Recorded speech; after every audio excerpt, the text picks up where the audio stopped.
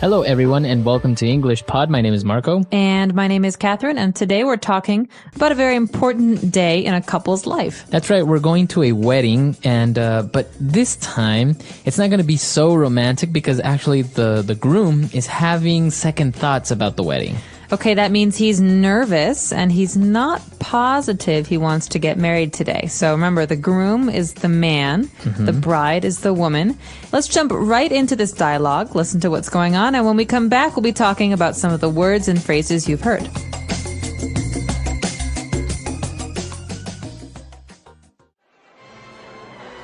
Man, I'm freaking out. You gotta help me. Whoa, take it easy, relax. Jeez, you're sweating like a pig. What's going on? I can't go through with this. I just can't. I'm not ready for marriage. What was I thinking? I'm only 35 years old.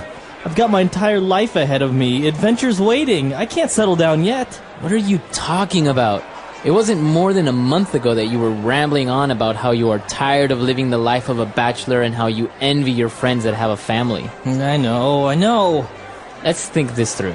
First of all, you cannot leave Amy at the altar. Not only will she be humiliated and kill you, but she is the woman that you love and the woman of your dreams. Why would you want to end that or jeopardize it like this? Second of all, you were just getting cold feet. You know deep down inside that you'd want to marry her. So cut the crap and do it.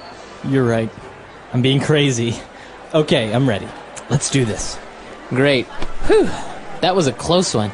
You had me going there for a minute. I thought I was going to have to slap some sense into you.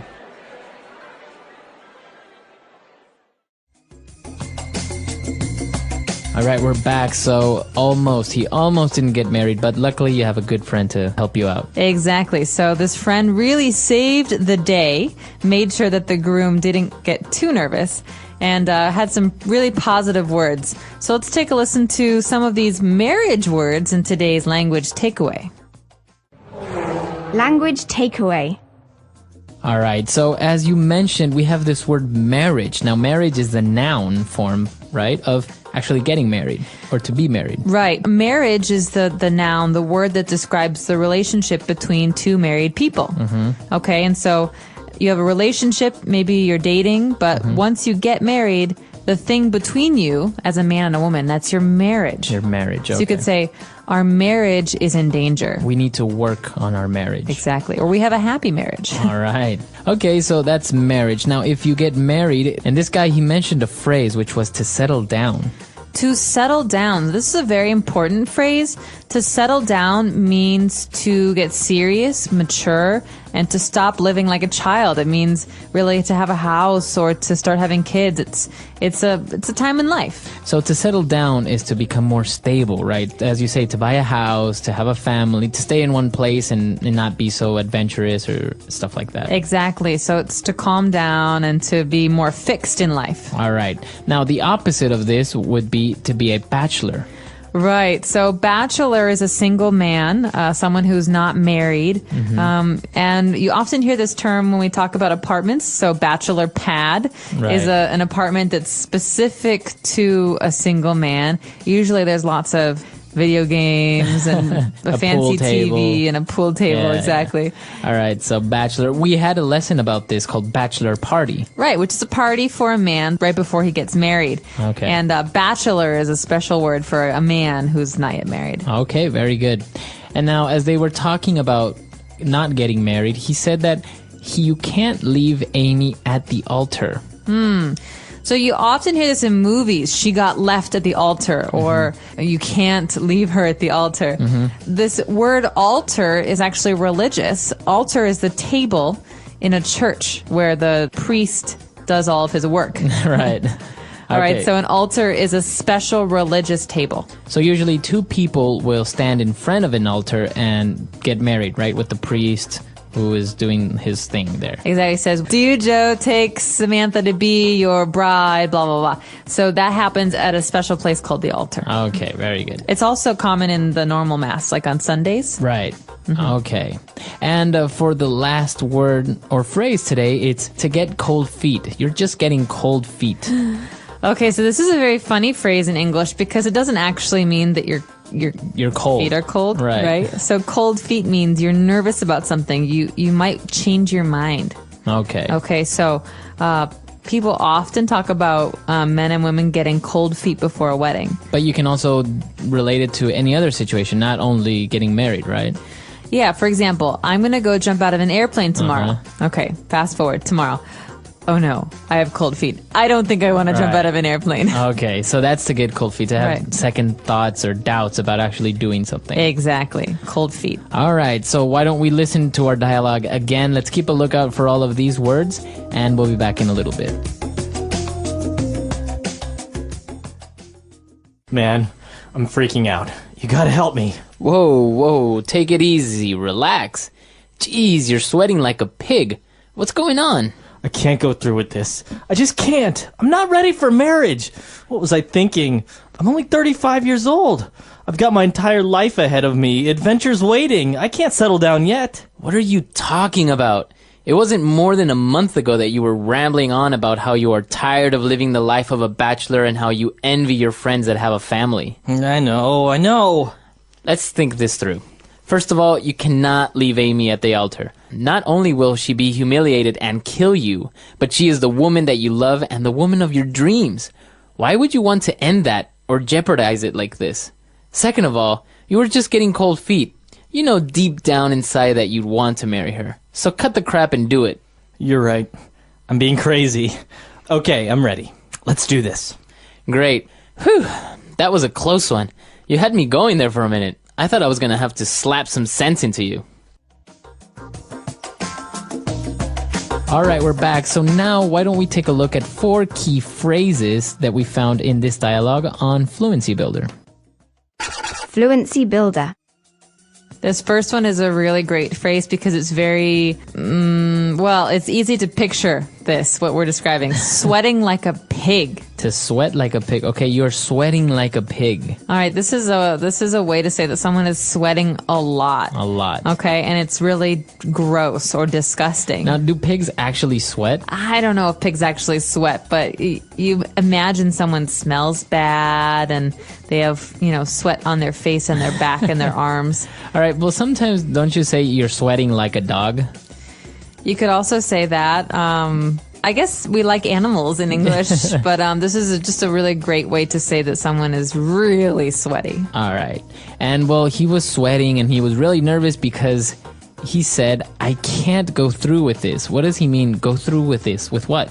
To go through with means to actually do something, okay? So maybe I say, I don't want to jump out of an airplane. I can't go through with this. Okay, I can't jump. So it depends on what we're actually talking about. Okay. If we're talking about a wedding, you say, I can't go through with this. I can't get married. So if you're planning a robbery, you say, well, in the last minute, I couldn't go through with it. I backed out. Right, I can't complete what I talked about doing. Okay. And now the friend, he finally gets kind of angry and he says, cut the crap. Oh man, this is a very common phrase. All right. This is someone says this if they don't want to listen to you complain anymore, okay? Marco, cut the crap, okay? I don't want to hear your excuses. I don't want to hear your complaints. I want to just hear Solutions, ideas, positive right. things. So to cut the crap is no more complaints, no more excuses, or no more talking nonsense. Exactly. And this is common among teachers and, well, parents. Yeah. All right, so cut the crap. Now, it's not very polite, right? So you wouldn't really say it to your boss or like a friend. Cut the crap is kind of rude, and it's very spoken language, so I wouldn't write it down. And I would not use this with someone who is like a teacher, Yeah, like an authority. you don't use it with them. They might use it with you. Okay. And for our last phrase, he said, whew, you had me going there for a while, or you had me going there for a minute. Okay, so this is a really interesting phrase. We use this a lot in English, but it's not clear from listening to it what it might mean. So you had me going there in this sense means, oh, I was really nervous for a minute. I really believed what you were saying. Exactly. So maybe we could give an example, Marco. All right. Did you know that yesterday I won the lottery? I mean, I won like $1 million and I had the perfect numbers. Oh my God, really? Can I have $1 million? I would love to help you out, man, but yeah, no, I didn't actually win $1 million. You had me going there for a minute. You actually believed me. I did for a you little believed while. me. Okay, maybe not. He's not that gullible. That gullible. All right, but that's what it means, right? To believe someone's story or to think that something's going to happen even though it doesn't. Right. You had me going there. That means what you thought was going to happen didn't happen. So you can use it in the third person. Is like, yeah, I was telling him this awesome story and I really had him going for a while. He really believed me, Right. and then I told him it wasn't The true. truth. Okay. Yeah. Great phrases. Now let's listen to our dialogue for the last time, and we'll be back to talk a little bit more about getting cold feet.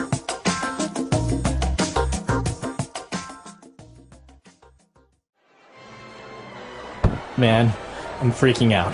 You gotta help me. Whoa, take it easy, relax. Jeez, you're sweating like a pig. What's going on? I can't go through with this. I just can't. I'm not ready for marriage. What was I thinking? I'm only 35 years old. I've got my entire life ahead of me. Adventure's waiting. I can't settle down yet. What are you talking about?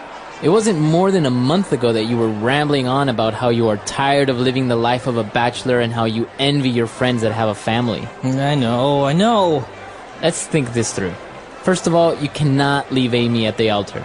Not only will she be humiliated and kill you, but she is the woman that you love and the woman of your dreams. Why would you want to end that or jeopardize it like this? Second of all, you were just getting cold feet. You know deep down inside that you'd want to marry her. So cut the crap and do it. You're right. I'm being crazy. Okay, I'm ready. Let's do this. Great. Whew.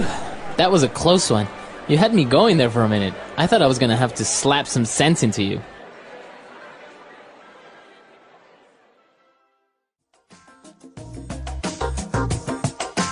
All right, so this is a popular scenario, right? Somebody at their on their wedding day, they get cold feet and they back out. TV, movies, books, everyone loves the situation. Have you ever actually heard of or experienced or maybe known of somebody who actually left the bride at the altar or the groom at the altar? I don't know anyone who did that. Luckily, I think it's really sad. Yeah, me neither. I don't think it's really that common.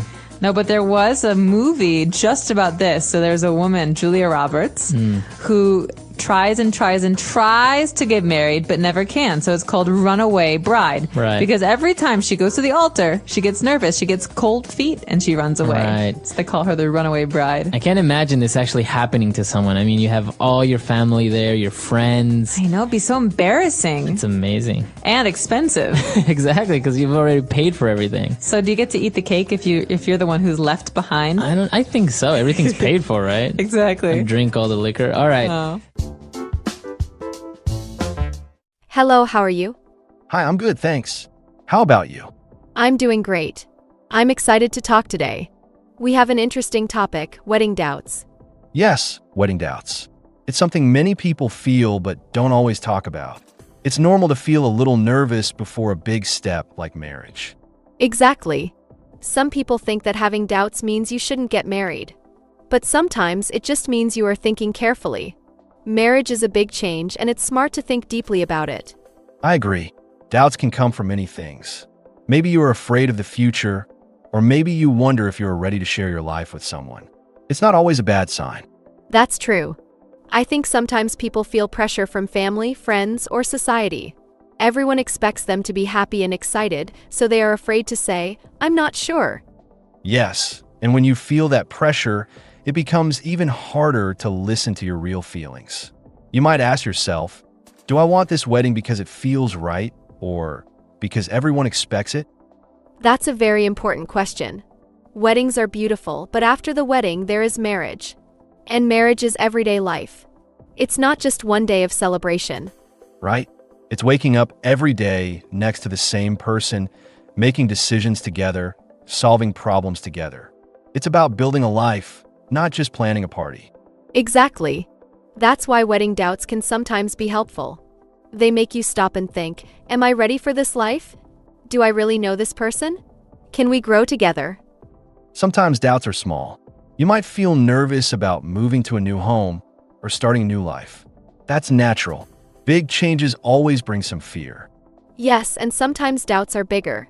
Maybe you notice problems in the relationship that you didn't see before. Maybe you realize that you and your partner have different dreams or ideas about life. When that happens, it's important to talk. Silence makes doubts grow.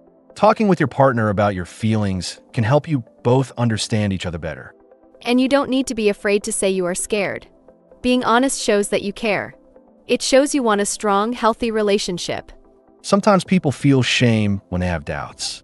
They think, if I really love this person, I should not feel this way. But love is not always simple. Even deep love can come with fear. I think it's good to remember that love is strong, but it's also real. Real love knows that life is not always easy. It knows that sometimes you will feel unsure, and that's okay. Another thing is that wedding planning can create stress. All the details, all the costs, trying to make everything perfect, it can be too much. Some doubts come from the stress, not from the relationship. That's very true. When people are busy choosing flowers, menus, and clothes, they sometimes lose focus on why they are getting married. The love and connection are more important than the party.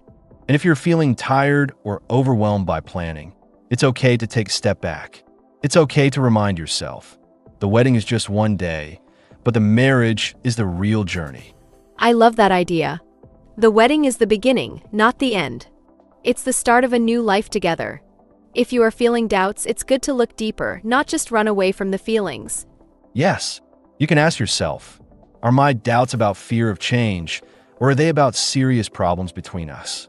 That kind of thinking can help you know what you truly feel. And if you find that your doubts are about small fears, that's normal. But if you find deep problems, it's better to face them before getting married. Facing the truth takes courage, but it's better to face the truth now than to live with regret later. Honesty with yourself and with your partner is the best gift you can give. Another thing to think about is listening to your heart, not just your mind. Sometimes your heart knows something before your mind understands it. If you feel peaceful and happy when you think about marrying your partner, that is a good sign. But if you feel heavy, sad, or worried most of the time, it is important to pay attention. Those feelings are not there to hurt you. They are there to help you understand yourself better. Sometimes it helps to write down your feelings. Take a piece of paper and just write. No one else has to see it. When you write, you might discover what is really inside your heart. Talking to someone you trust can also help. Maybe a close friend or a family member. Someone who listens without judging you. Sometimes just speaking the words out loud makes everything feel clearer. Also, it is important not to compare your relationship to others. Every relationship is different. What works for your friend or your sister may not be what works for you. Yes, and pictures on social media can make it worse. Everyone shows the happy, perfect side of their life. But real life is not always perfect. No relationship is perfect. When you feel doubts, it's good to remember that strong couples are not strong because they have no problems. They are strong because they face problems together. They talk, they listen, and they keep growing. I really like that. Growth is so important. If you and your partner can talk about your fears, your hopes, your dreams, and your mistakes, that is a sign of real love. And wedding doubts do not always mean you should cancel the wedding.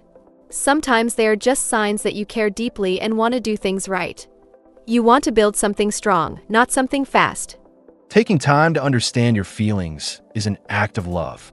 It shows respect for yourself and for your partner. A wedding is beautiful, but a true partnership is even more beautiful. You know, many couples feel doubts before the wedding, but they still move forward because they believe in each other. They know that together they can face whatever comes. And some people realize that maybe marriage is not the right step for them at that moment. And that is okay too. Being honest and brave is more important than doing something just because it was planned. There is no shame in taking time. There is no shame in saying, I need to be sure. Life is too precious to live it trying to please others or to meet someone else's idea of happiness. Happiness comes from living your truth, from building your life in a way that feels real to you. Marriage should be a step you take with joy, not fear. And no matter what decision you make, it is your life. You deserve to feel proud of the path you choose, whether it is marriage now, later, or not at all. Love starts with honesty. It grows with trust. And it lasts when both people feel free and strong in their choice to be together. Sometimes people feel afraid that if they have doubts, they will hurt their partner. They worry that asking questions will make the other person upset. But real love is strong enough to hold these conversations. Yes, and it's better to speak honestly than to hide your feelings. When you hide doubts, they grow bigger inside. When you share them, you can work through them together. And when two people talk with love and respect, it can actually make their relationship stronger. Even hard talks can bring people closer when they listen with open hearts. Another important thing to remember is that marriage is not magic. It does not fix problems. If there are problems before the wedding, they will still be there after the wedding unless you face them. That's true. Some people think, once we get married, everything will be better. But marriage is not a solution. It is a new chapter, and the problems you carry into it can grow if you ignore them. That is why it is better to be brave now. Talk about the important things before you say, I do. Talk about your dreams, your values, your hopes for the future. And talk about the hard things too. How do you both handle stress? How do you deal with money? How do you solve problems together? These things matter in daily life. Sometimes, wedding doubts come from small fears, like fear of change or fear of the unknown. That's normal. But if doubts come from seeing real problems, it's important to listen to them. Fear of change can feel big, but love can help you move through that fear. When you trust your partner and your decision, the fear becomes smaller with time. And if you see problems that feel too big, it is not a failure to stop and think again. It takes great courage to pause and choose the right path, even if it is hard. In the end, marriage is about choosing each other every day. It's about standing beside each other not just in the good times, but also in the hard times. That is why doubts can sometimes be helpful. They push you to look deeper. They ask you to be honest, brave, and true to yourself and to your partner. If you face your doubts with honesty, kindness, and care, you are building a strong foundation. And with a strong foundation, love can grow beautifully over time. When two people are honest about their fears and hopes, they build a relationship based on trust. Trust is what keeps love strong through all the ups and downs of life. And trusting yourself is just as important. Trusting your own feelings, your own voice, and your own heart helps you make the best choice for your future. Wedding doubts are not something to fear. They're a natural part of making a big decision. They give you the chance to understand yourself better and to understand your partner more deeply.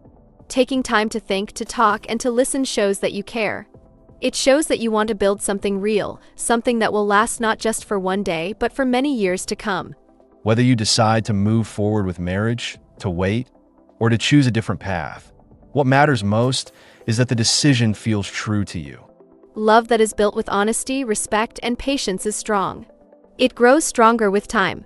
And when you choose with an open heart, you are choosing a beautiful journey ahead. Thank you so much for joining us today. We're so happy you spend your time with us, learning and thinking together. If you enjoyed this podcast, we would love for you to like it, leave a comment to share your thoughts, and share it with your friends and family. Your support means so much to us. We hope to see you again in our next episode. Take care, stay true to yourself, and goodbye. The English Pod Audio Review. Listen to the meaning, then say the vocabulary word. A party of people at a wedding. Wedding party. Become nervous and reconsider a decision. Get cold feet. Lose one's nerve. Freak out. Long and careful examination of one's thoughts. Soul searching. Remind someone to stay calm. Slap some sense into. Let's try that faster. Long and careful examination of one's thoughts. Soul searching. Become nervous and reconsider a decision.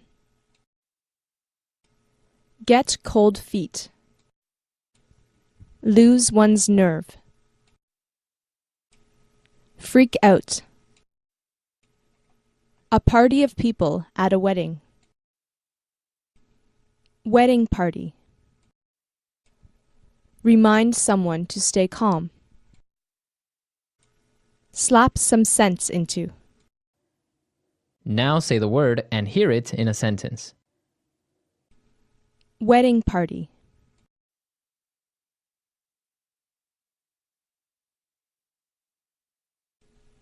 They planned their crime, but couldn't go through with it. Wedding party.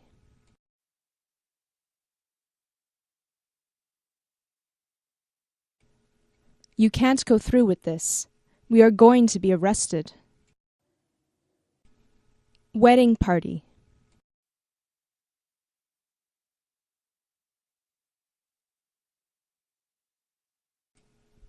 He had his doubts, but in the end, he went through with the divorce.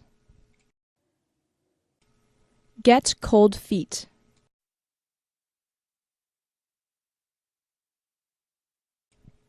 I was going to tell him, but I got cold feet. Get cold feet.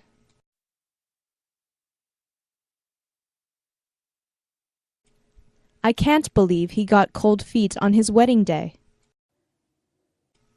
Get cold feet.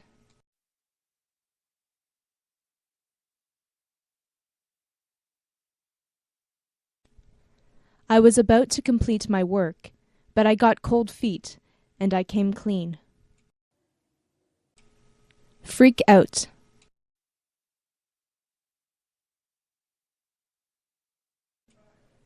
I'm sorry I freaked out in the last moment. Freak out.